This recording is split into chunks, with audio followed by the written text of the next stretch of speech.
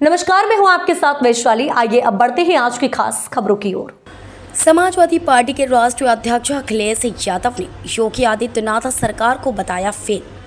सरकार में यह कमजोर पड़े हैं, इसलिए इन्होंने अपना ध्वस्तीकरण का फैसला टाला है। यह सिर्फ टाला है, हमेशा के लिए खत्म नहीं हुआ है। शिक्षकों की जो ऑनलाइन अटेंडेंस थी वह स्थगित नहीं, निरस्त हो। भाजपा के लोगों ने कुर्सी की लड़ाई में पूरा एडमिनिस्ट्रेशन खत्म कर दिया। विजय बहादुर पूर्व में जिला पंचायत अध्यक्ष में इनको समाजवादी पार्टी में शामिल करके इनके साथी सहयोगी आए हैं। उनका बहुत बहुत धन्यवाद और आभार प्रकट करना चाहता हूं। कुर्सी की लड़ाई में जनता बहुत परेशान है। एक महिला न्याय मांगने गई और उसने आत्महत्या कर ली। वहां की पुलिस, स्थानीय प्रशासन क्या कर रहा था? विधायक आरोप लगा रहे हैं, मुख्यमंत्री खुद स्वीकार कर रहे हैं कि दलाली हो रही है। यह सरकार मजबूती होती तो इनका घर भी उजाड़ देती।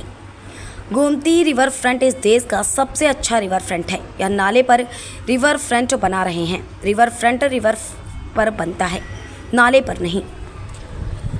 उसमें दोनों डिप्टी सीएम बुलाए नहीं गए। एक डिप्टी सीएम दिल्ली में मीटिंग कर रहे हैं, तो क्या कोई फेरबदल? कुर्सी की लड़ाई में जनता बहुत परेशान है।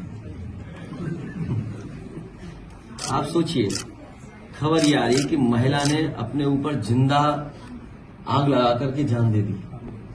जिंदा है कि एक्सपायर हो गई? आप सोचिए, आप लोग खुद सोचिए कि एक महिला अपना न्याय मांगने गई और उसने आत्मदाह कर दिया और कहा नहीं बस। पुलिस वहां थी, प्रशासन क्या कर रहा था वहां पर? और इनके विधायक खुद आरोप लगा रहे हैं और मुख्यमंत्री खुद स्वीकार कर रहे हैं दलाली हो रही है। तो सवाल ये, जनता ये भी तो सुनना चाहेगी या जानना चाहेगी कि अगर मुख्यमंत्री महसूस कर रहे हैं कि दलाली हो रही है, तो जो दलाली कर रहे हैं उन पर कार्रवाई क्या करना है? जिस विभाग के बारे में वो आरोप लगा रहे हैं, वो विभाग तो सबसे करीब है उनके।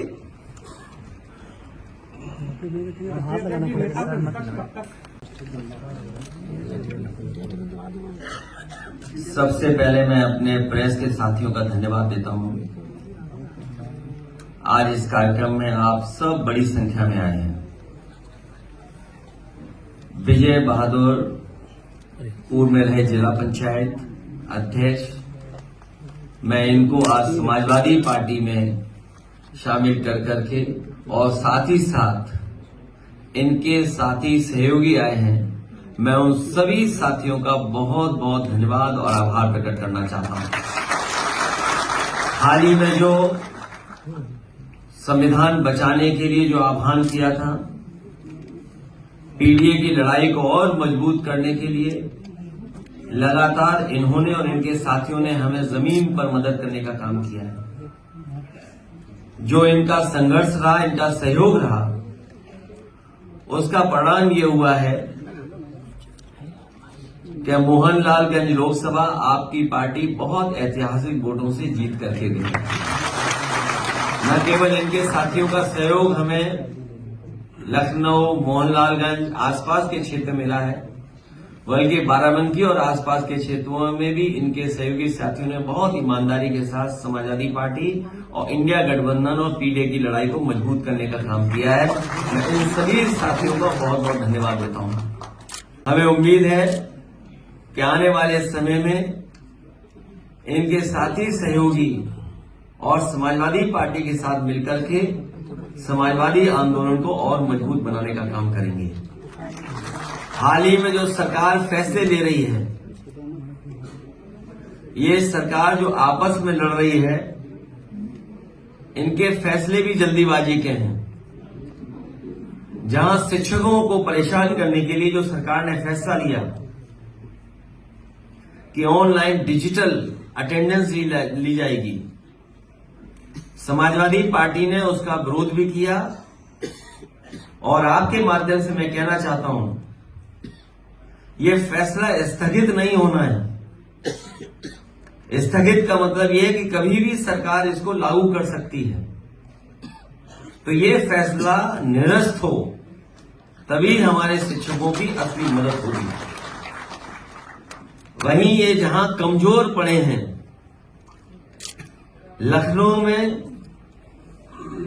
और सरकार में ये कमजोर पड़े हैं इसलिए इन्होंने ध्वस्तीकरण का अपना फैसला टाला है। ये फैसला ही टाला है।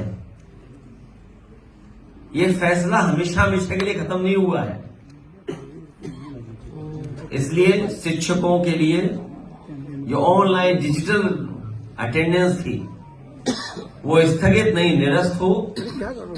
और हम सावधान करना चाहते हैं प्रदेश की जनता को भी कि भारतीय जनता पार्टी के लोग आपस में लड़कर के और कुर्सी की लड़ाई में पूरा एडमिनिस्ट्रेशन खत्म कर दिया है।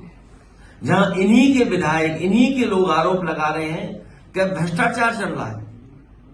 हम लोगों ने अखबारों में पढ़ा है कि मुख्यमंत्री खुद स्वीकार कर रहे हैं कि बड़े पैमाने पर दलाली चल रही है। जिस प्रदेश के मुख्यमंत्री खुद स्वीकार कर रहे हो कि दलाली हो रही हो और अखबारोों में बड़ा बड़ा लिखा हो कि दलाली हो रही है, तो जनता जानती होगी कितनी दलाली हो रही है। इस अंक में फिलहाल इतना ही। अगले अंक में आपसे फिर होगी मुलाकात। तब तक के लिए नमस्कार।